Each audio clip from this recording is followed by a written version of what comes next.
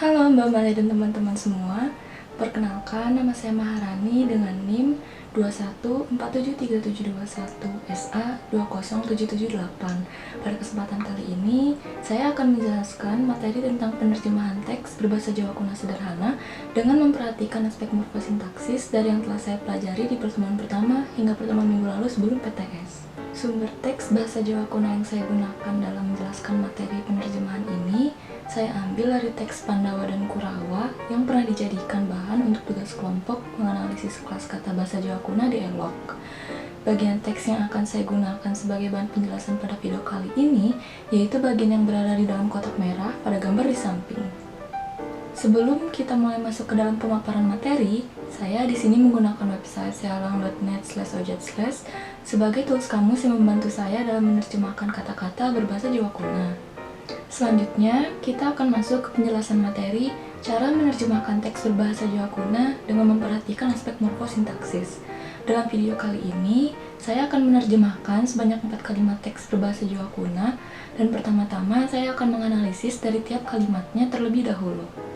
Kita masuk pada kalimat yang pertama. Pada kalimat yang pertama ini berbunyi tumurun poa sireng luah sinahuta wetis nira dening wuhaya. Jika kita bedah dari tiap katanya, dalam kalimat ini terdapat beberapa kata yang telah mengalami proses morfologis. Dari kata yang pertama ada kata tumurun.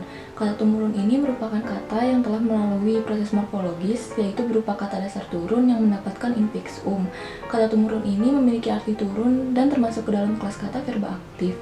Kemudian ada kata poa. Kata poa ini termasuk ke dalam empatik partikel dan memiliki arti lah. Selanjutnya ada kata sireng. Kata sireng ini merupakan kata yang juga telah melalui proses morfologis berupa persandian, yaitu bergabungnya kata sira dan ing. Vokal A di akhir kata, jika bertemu dengan vokal I di awal kata, maka bunyinya akan berubah menjadi E. Sehingga jika kata sira bergabung dengan kata ing, bunyinya akan menjadi sireng. Sira sendiri termasuk ke dalam kelas kata pronomina persona ketiga yang artinya dia, sedangkan kata ing termasuk ke dalam partikel dengan fungsi preposisi yang bisa kita artikan sebagai ke. Jadi kata sireng ini bisa kita artikan sebagai dia ke. Kemudian ada kata luah. Kata luah ini merupakan nomina atau kata benda yang berarti sungai. Selanjutnya ada kata sinahut. Sinahut juga merupakan salah satu kata yang telah melalui proses morfologis, yaitu berupa kata dasar sahut yang mendapatkan infiks in. Kata sinahut ini memiliki arti digigit dan termasuk ke dalam kelas kata verba pasif. Kemudian ada kata ta. Kata ta ini juga sama seperti poa, termasuk ke dalam empatik partikel dan memiliki arti lah. Selanjutnya ada kata wetis. Kata wetis ini merupakan nomina atau kata benda yang memiliki arti betis. Kemudian ada kata nira. Kata nira ini merupakan kata ganti milik orang ketiga yang artinya adalahnya. Selanjutnya ada kata d. D ini merupakan partikel penentu yang artinya oleh. Kemudian ada kata ning. Ning ini juga merupakan salah satu kata dalam kalimat yang telah melalui proses morfologis, yaitu bergabungnya fonem n dan ing. Kata ning ini termasuk ke dalam kelas kata partikel penghubung yang menunjukkan urutan, sehingga jika diartikan ke dalam bahasa Indonesia artinya bisa kemudian, lalu, dan lain sebagainya. Dan yang terakhir ada kata wuhaya. Kata wuhaya ini merupakan nomina atau kata benda yang berarti buaya. Jadi jika kita artikan secara keseluruhan kalimat tumurun poa sireng luah sinahuta wetis nira dening wuhaya, artinya adalah turunlah dia ke sungai, kemudian digigitlah betisnya oleh buaya. Selanjutnya, pada kalimat kedua ini berbunyi mau tasira minta tulung. Jika kita beda dari tiap kalimatnya lagi seperti pada kalimat pertama, bisa kita temui terdapat beberapa kata yang telah mengalami proses morfologis. Jika kita lihat dari kalimat pertama, ada kata mau. Kata mau ini merupakan sebuah kata yang juga telah mengalami proses morfologis, yaitu berupa kata dasar pau yang mendapatkan awalan nasab. Jadi harusnya ini berbentuk mau, tetapi si huruf A di awal ini kadang suka dihilangkan, jadi biasanya disebutnya langsung mau aja. Kemudian kata mau ini termasuk ke dalam kelas kata verba aktif dan memiliki arti berteriak. Selanjutnya ada kata ta. Kata ta ini merupakan empatik partikel yang memiliki arti lah. Kemudian ada kata siraminta. Kata siraminta ini juga merupakan salah satu kata dalam kalimat yang juga telah mengalami proses morfologis, yaitu berupa penggabungan kata sira dan juga kata dasar pinta yang telah mendapatkan awalan anasal. Kata sira sendiri ini termasuk ke dalam pronomina persona ketiga yang artinya dia, sedangkan aminta yang kadang-kadang huruf A di awalnya suka hilang ini termasuk dalam kelas kata verba aktif yang artinya meminta. Jadi secara keseluruhan kata sira minta ini di dalam bahasa Indonesia artinya adalah dia minta. Kemudian kata yang terakhir adalah tulung. Kata tulung ini termasuk ke dalam kelas kata nomina atau kata benda yang memiliki arti pertolongan atau bantuan. Jadi jika kita artikan secara keseluruhan kalimat mau tasira minta tulung, artinya adalah berteriaklah dia minta tolong. Selanjutnya kita masuk kepada kalimat yang ketiga ini yang berbunyi teka tasang Arjuna en panah ikang wuhaya pareng muang paminta tulung sang Drona. Sama seperti kalimat sebelumnya, jika kita bedah dari tiap katanya, kita akan menemui beberapa kata yang telah mengalami proses morfologis. Dari kata yang pertama ada kata teka. Teka ini termasuk ke dalam kelas kata verba aktif yang memiliki arti tiba, datang, dan lain sebagainya. Kemudian ada kata ta. Kata ta ini termasuk ke dalam empatik partikel yang memiliki arti lah. Kemudian ada kata sang. Sang ini merupakan partikel penanda orang atau seperti tanda kehormatan gitu, yang dalam bahasa Indonesia artinya sama seperti kata aslinya yaitu sang. Kemudian ada kata Arjuna. Arjuna ini termasuk ke dalam nomina atau kata benda karena merupakan nama orang, sehingga dalam bahasa Indonesia artinya pun sama seperti kata aslinya yaitu Arjuna. Selanjutnya ada kata n. Kata n ini merupakan konjungtif partikel. Tetapi verba yang mengikuti kata ini dapat kehilangan infiks umnya, sehingga bisa kita lihat pada kata selanjutnya, kata panah. Bisa jadi kata panah ini merupakan kata yang telah mengalami proses morfologis. Jadi yang awalnya pumanah, tetapi karena didahului oleh kata n, infiks umnya hilang sehingga kembali ke bentuk dasarnya yaitu panah. Jadi kata panah dalam kalimat ini termasuk ke dalam kelas kata verba aktif yang memiliki arti memanah.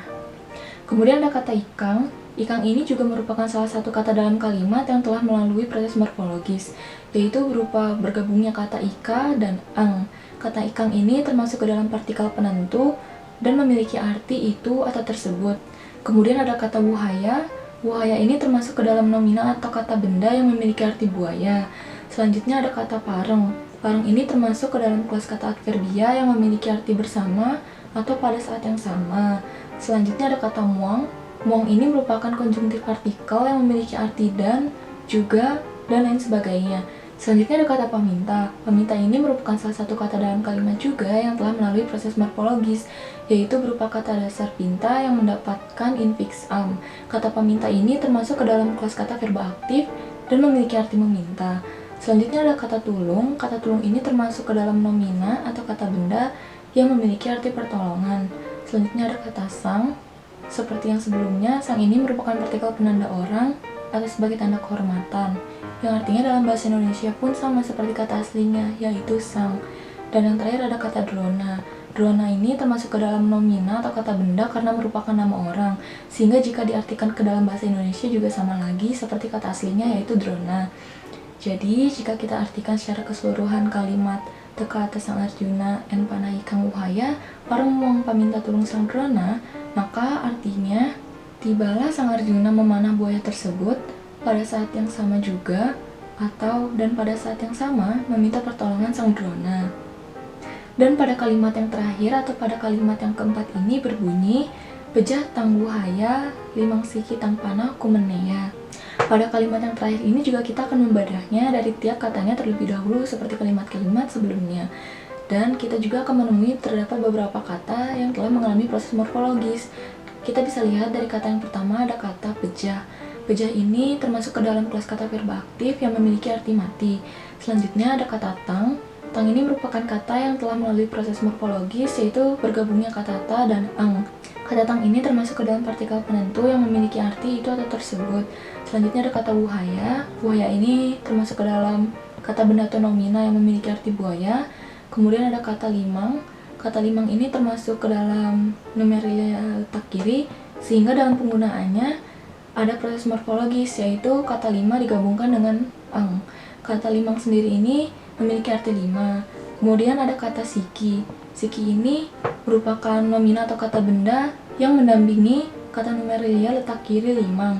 Kata siki ini memiliki arti buah atau satuan atau unit. Kemudian ada kata tang, seperti yang sebelumnya. merupakan kata yang telah melalui proses morfologis berupa penggabungan kata ta dan eng, termasuk ke dalam partikel penentu dan memiliki arti itu dan tersebut.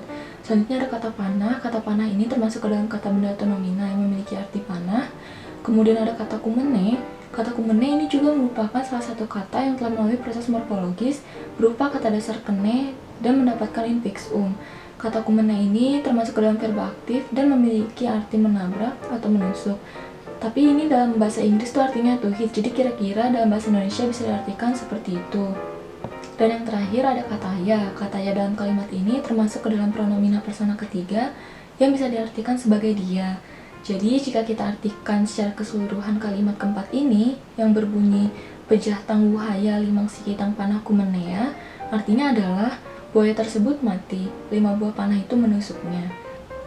Sehingga jika keempat kalimat tersebut digabungkan, yaitu tumurun pua sireng luah, sinahuta watis nira dening wuhaya, mau muta sirang minta tulung, teka tasang Arjuna en panah ikang wuhaya, parang muang paminta tulung sang Drona, bejat tang wuhaya limang siki tang panah kumenea. Maka terjemahannya akan menjadi, turunlah dia ke sungai, kemudian digigitlah betisnya oleh buaya. Berteriaklah dia minta tolong. Tibalah sang Arjuna memanah buaya tersebut, pada saat yang sama juga, atau dan pada saat yang sama meminta pertolongan sang Drona. Buaya tersebut mati, 5 buah panah itu menusuknya. Sekian penjelasan materi penerjemahan teks berbahasa Jawa kuno dengan memperhatikan aspek morfosintaksis yang dapat saya sampaikan. Bila ada kesalahan atau segala macam kekurangannya, saya mohon dimaafkan dan dikoreksi. Terima kasih telah menonton video ini. Semoga dapat memberikan manfaat berupa ilmu pengetahuan baru. Sampai bertemu di video selanjutnya.